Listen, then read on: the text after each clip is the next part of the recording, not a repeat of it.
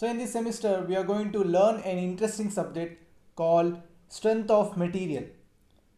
So what comes in your mind when you heard about strength? As a civil engineer, we used to ask, is that structure is strength enough?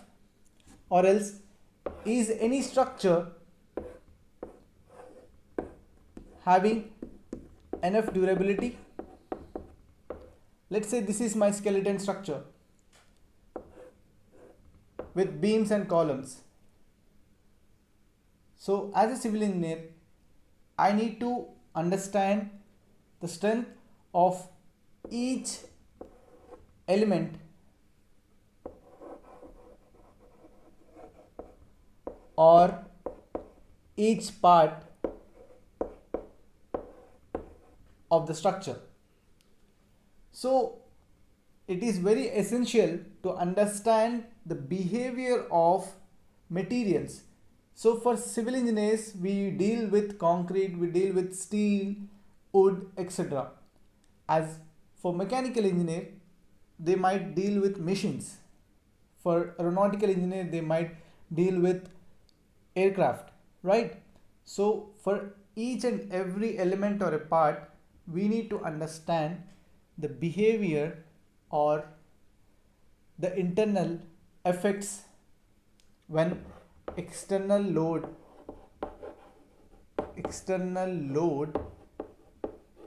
is applied, right? So let me try to define engineering mechanics, right?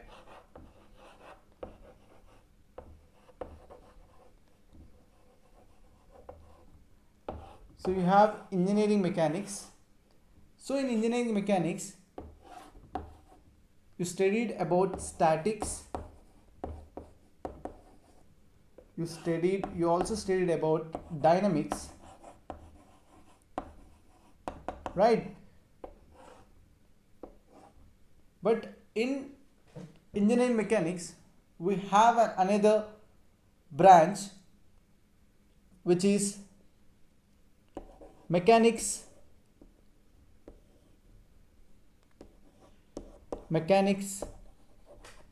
of materials.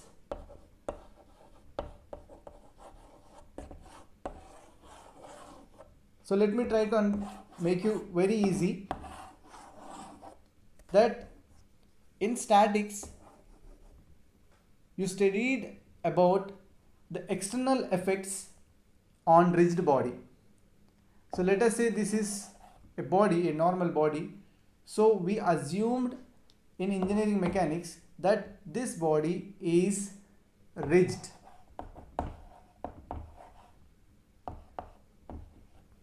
Right? But any engineering material, so let me tell you, any engineering material is not perfectly rigid. So if external load is applied on the material, it tends to deform. So that is engineering material. So here we studied about the equilibrium rigid condition, but here in engineering mechanics or mechanics of material, so let me tell you, engineering mechanics, strength of material or mechanics of solids or mechanics of materials, all are same. So for civil engineer it is strength of material, for mechanical it called as mechanics of solid, which gives the same information about the internal effects of a material.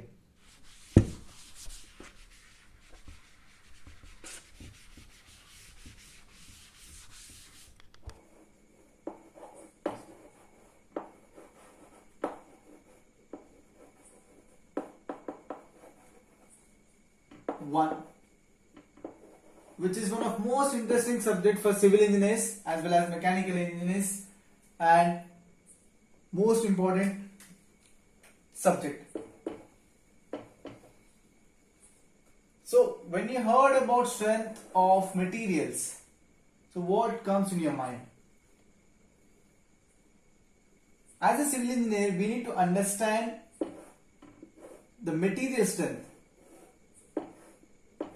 any material, whether it may be concrete, whether it may be wood, it may be a steel rod, etc. Just like mechanical engineer, they deal with machines, they need to understand the behavior of each material when external load is applied, right?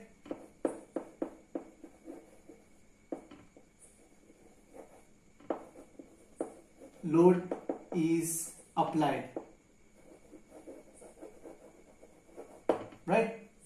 So when external load is applied, is the structure, is the material or a part or element is going to deform, is going to fail, or any cracks developed. So to analyze the internal behavior, internal effects, we need to know the material property. So let me define strength of material. So what you are going to study. So let's say it's a study of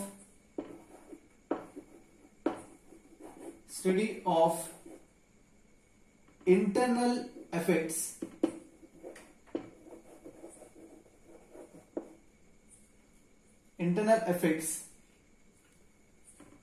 and deformation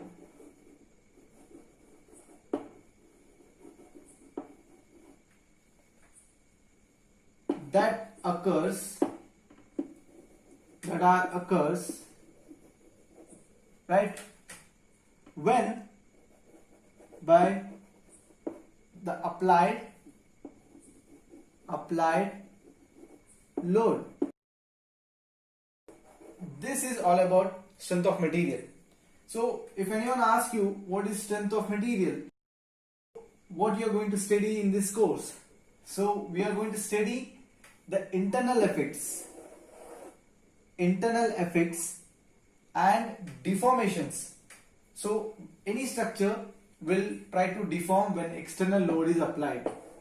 It try to fail, or it try to deform, or it try to displace when external load is applied. So we are going to analyze this internal effects. In previous semester you have engineering mechanics, isn't it?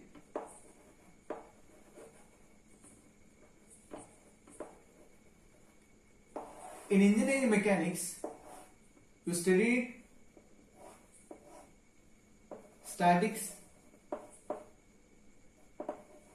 you studied about dynamics,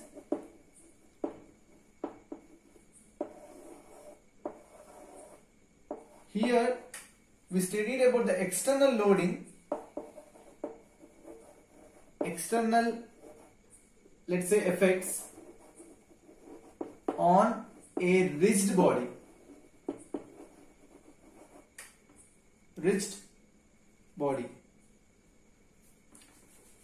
on a rigid body, right? On rigid body, we assume in engineering mechanics that every object, every element or every material is rigid, is in equilibrium condition. But in strength of material, we are dealing with deformable bodies, right? It may deform, it may fail. So we need to understand the property. It is very essential for civil engineers to understand the property in strength point of view, in deformation point of view.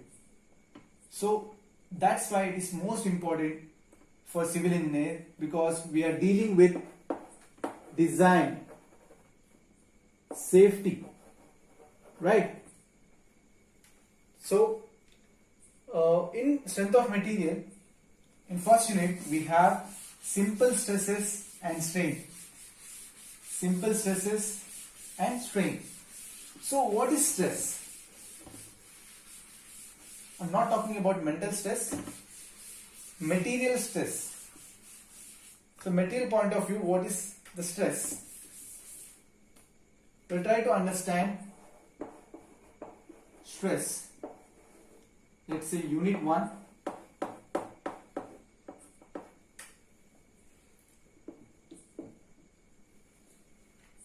yeah, in first unit we'll try to understand stress. So like I mentioned, it is defined as internal resistance to external loading, right? So stress is defined as it is internal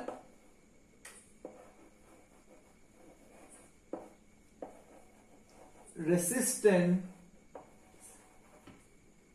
to external loading or external effects, right? So it is very easy to define, but practically how it works. So let's try to understand with another definition which is easy to understand, that is the ratio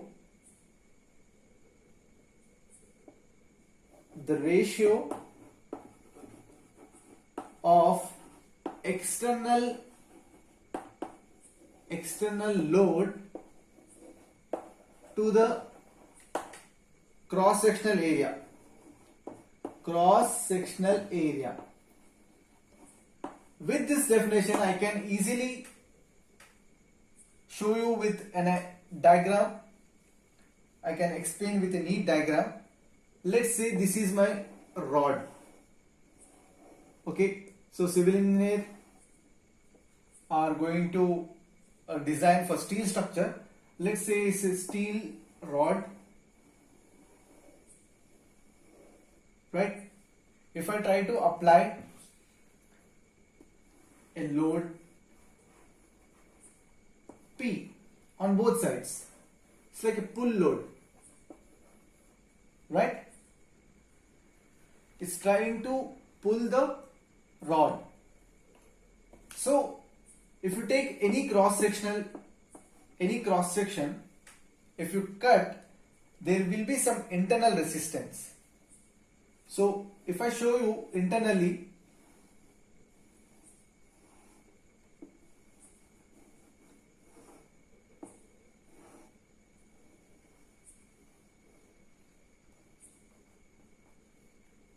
there will be some internal resistance which try to oppose the external load. So this is our external load, and some internal elements or molecules which try to combine this rod, will try to unite this rod. If this load is equals to this resistance or stresses, let's say R, then this rod will not fail or this rod will not get separated. If the load is maximum, then the stress is maximum, so it will fail. So this is the load per cross sectional area. So this is our cross sectional area. So mathematically stress is denoted by sigma, which is load by area. So here area represents the cross sectional area. So any section, so if you cut any section and if you take this cross section, first suppose this is rod and the diameter area is in, let's say D. So the area will be pi d square. So you need to understand it is cross sectional area. It is cross sectional area. Okay.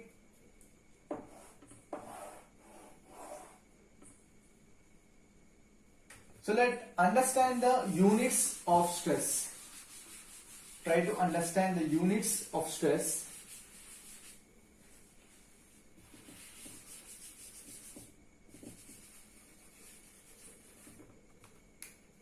So for load, we know that we'll take Newton, because load is nothing but the force acting on that particular body is trying to pull.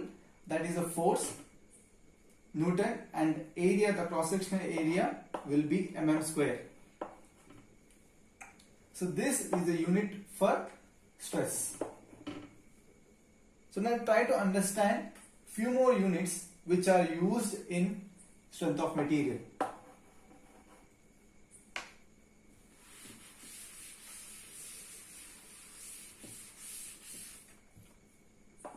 So units,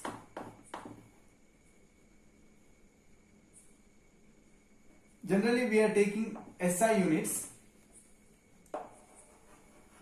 So try to understand the units, because when we enter into the problematic or numerical part, you need to understand the units.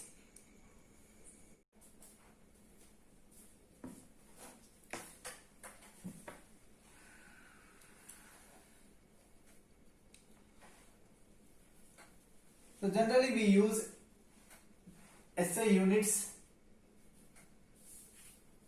So we have kilopascal, we have megapascal and gigapascal. So kilopascal, let's say 1 kilopascal, that is 10 to the power of 3, 10 raised to 3. Pascal is nothing but Newton per meter square. If you try to convert this meter square into mm square, then it will be 10 to the power of 3 Newton per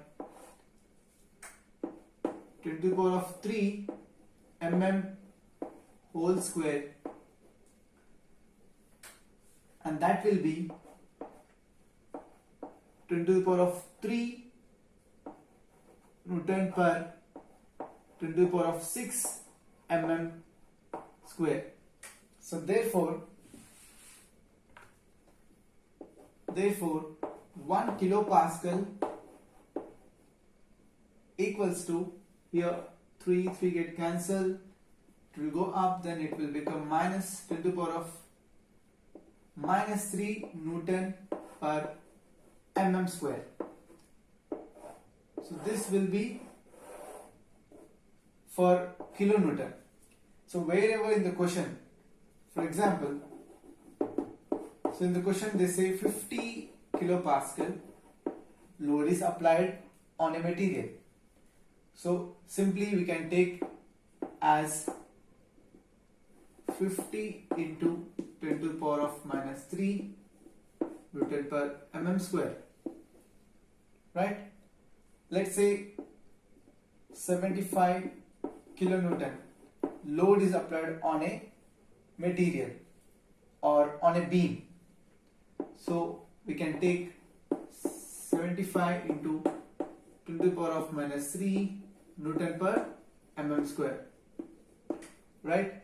Try to remember this. Next we'll see 1 megapascal equals to 10 to the power of 6. So for mega it will be 10 to the power of 6 Pascal, right? So we know the Pascal is nothing but Newton per meter square. So 10 to the power of 6 Newton per meter square. If you convert meters into mm, it will be 10 to the power of 6 Newton per 10 to the power of 3 mm whole square. So if you do this, you will get 10 to the power of 6 Newton per 10 to the power of 6 mm square. So 10 to the power of 6, 10 to the power of 6 get cancelled. So here 1 megapascal is nothing but 1 Newton per mm square. So this you have to remember while we are doing numericals in strength of materials. Okay. So for example, so let's say 50 megapascal. Simply we can convert 50 Newton per mm square, because megapascal is equals to Newton per mm square. Now we'll see gigapascal.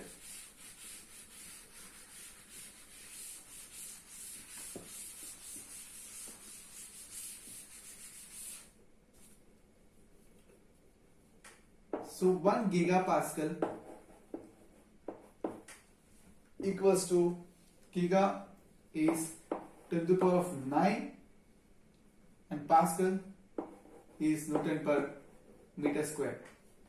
So that gives rise to 10 to the power of 9 Newton per, if I convert meters into mm, it will be 10 to the power of 3 mm whole square. Then 10 to the power of 9 Newton per 10 to the power of 6 mm square. So here will get cancelled, will remaining will be 10 to the power of 3 Newton per mm square. So I can say that 1 megapascal is equals to 10 to the power of 3 Newton per mm square, right? So for example, in the question they given that 100 megapascal load, the huge load is acting on a particular beam or a particular material. So we can write as 10 to the 100 into 10 to the power of 3 Newton per mm square. This is how you can take the units in entire strength of material for numericals. So for your knowledge, let me tell you, so strength of material is having two major parts. One is the logical development of concepts, and the second one is applying that logical developments to the practical problems. So these units we can use while we are doing numericals, while we are trying to solve the problems.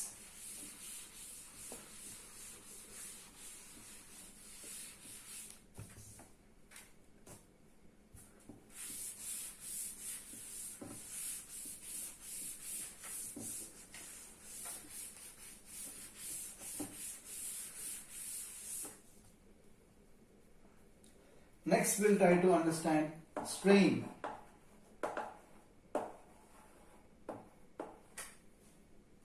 So, strain is defined as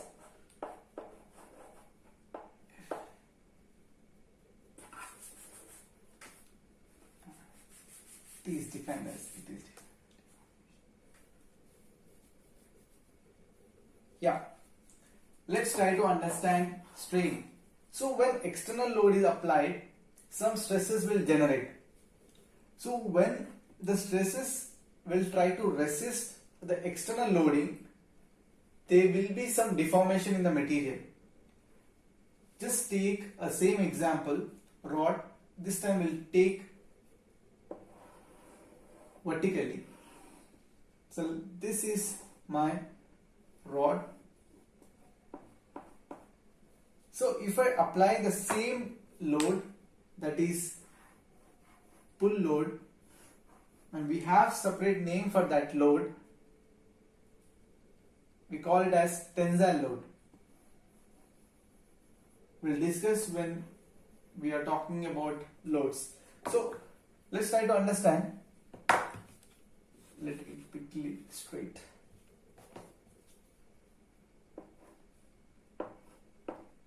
So the load is acting along the axis, along the normal. So when it is applied, the body tends to deform and it will change their shape and size. So if you apply this load for a lever, so it will extend and it will try to have the thickness will decrease and the length will increase. So I can show you with the figure. So after applying load, the body is set to deform. So now I can define that. It is defined as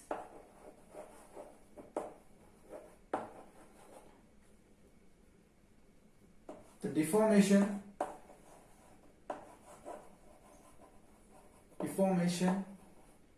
to external loading.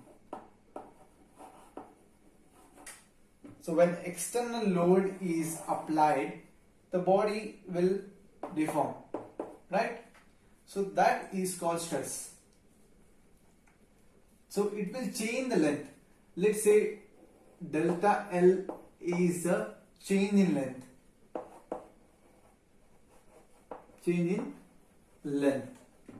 Right?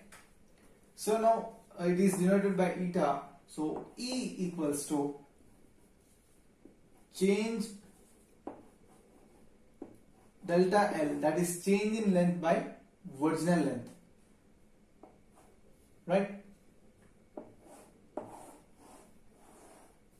For units of stress, the length is in mm and the virginal length is also in mm. So it get cancelled, there is no units. So you need to understand the strain has no units.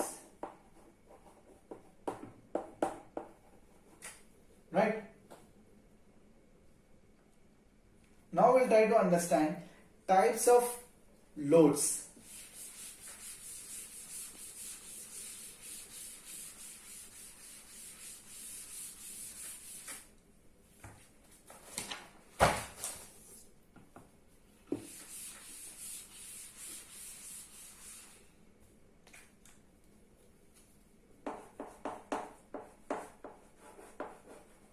Types of loads. Sorry.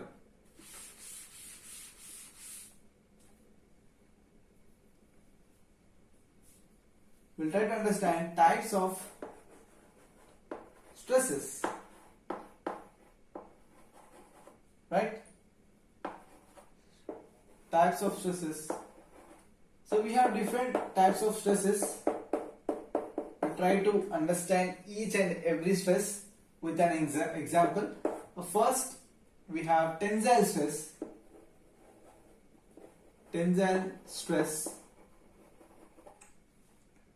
Then we have compression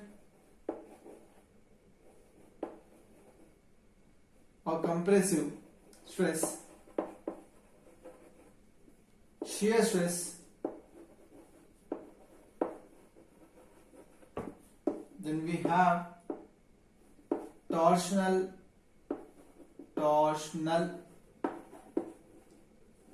shear stress. Last but not least, bending stress. I will try to understand tensile stress. So tensile stress is nothing but it is a stress produced of pulling action or pulling type of load. So just like we discussed while we took the example of stress, so it is acting away from the body, right? So the body get pulled with load P is nothing but tensile stress. Okay. So we talk about compression. It is a stress produced in a member. So it is a stress produced in a member by pulling action.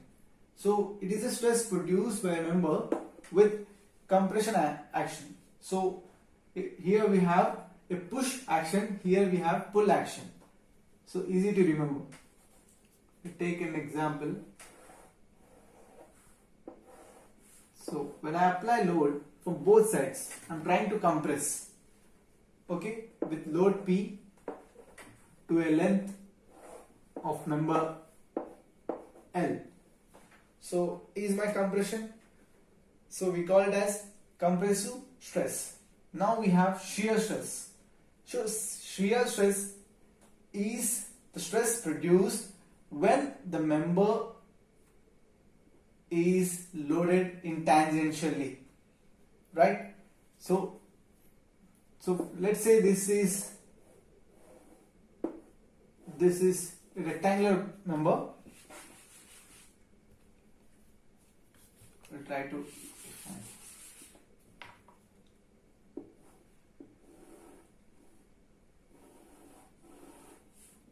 Rectangular member. If I apply load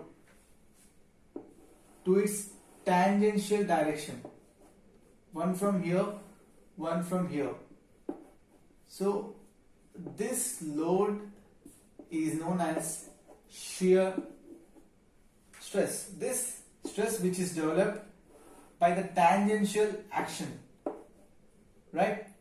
But tangential loading is nothing but shear stress. So for example, you have seen the bolts connection in steel structure. So those are under shear stress. Let me try to draw here.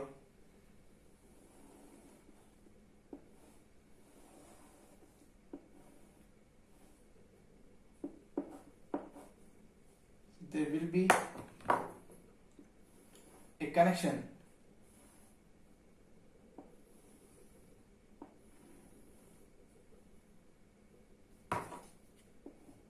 So if I apply load from here and another load from here, let's say P. So it's try to apply load tangentially. So tangential applied load is nothing but shear stress.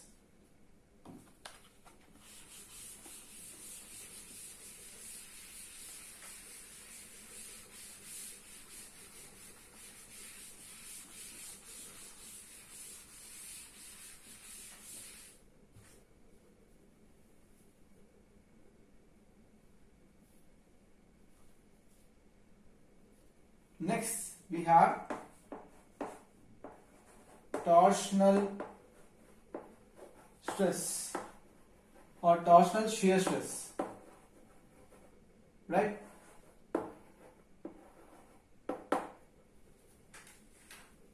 So it is the shear stress which exists by rotating. So when you try to rotate a shaft, for example, let's take a shafts. So it is connected at one end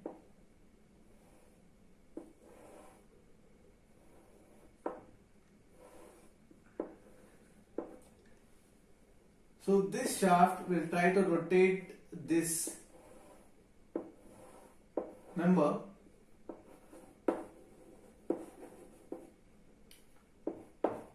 with T. So this is our bearing. Try to rotate. So this rotating action of rotating member, like shifting this member, is nothing but torsion or torsional shear stress. Next we have bending stress, one of most important for civil engineers, that is bending stress. One is shear stress and bending stress. So let me write, it is a stress which causes elongation of a member, right? Let's say this is my beam or a pad in swimming pool. So the swimmers will dive from here, right? So when someone applied load here, it will try to elongate in this direction, right? It try to bend. That is a simple example. When the swimmer is going to dive, so he will apply some load. Then it will tends to elongate or bend the member. Right? It is denoted by sigma b. Okay.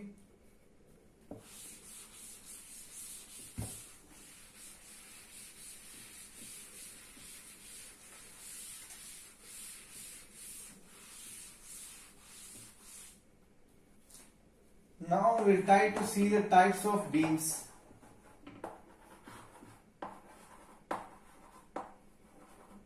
Beams.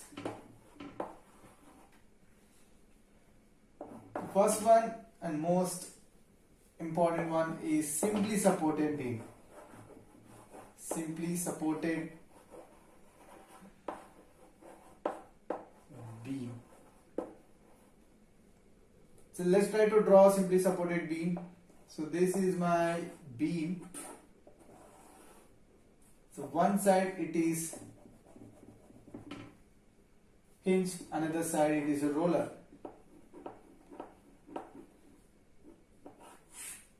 Let's say this is our length L. If I try to draw the free body diagram for this, for your understanding, we'll try to draw a free body diagram. So there will be a reaction, vertical reaction from here and another here. So this is our length L, right? Let's say this is A, B. Next, the second one we have continuous beam or cantilever beam. Cantilever beam. One end is fixed, the other end is free. Let's say this A, B, the length L.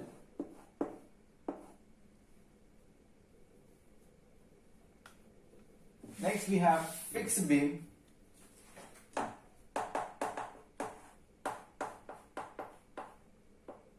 Fixed beam.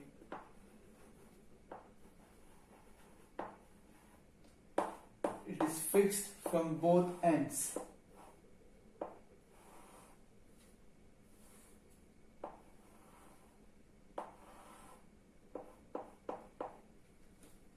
Fixed from both ends. This A, B, the length L. Okay, so this you need to understand. Fixed beam, the name itself says that the both ends are fixed. In simply supported beam, one end is hinged and another one is roller, and the cantilever beam, one end is fixed and another end is free.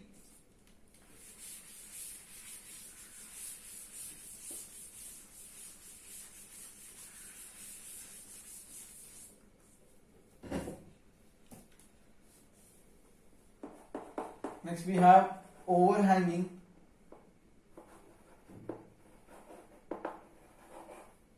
beam,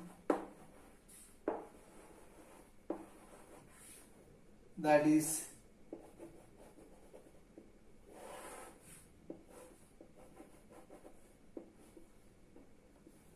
let's say A, B and C. As you can see, the point C is hanging, right? So it is nothing but overhanging beam. The last we have continuous beam. Continuous beam. The beam is continuous with more than two supports. Just like here the overhanging, we have two supports. In continuous we have more than two. It might be 3, it might be 4. Is our continuous beam. So that's it for today's class. We'll try to see some more concepts from first unit in next video. Thanks for watching.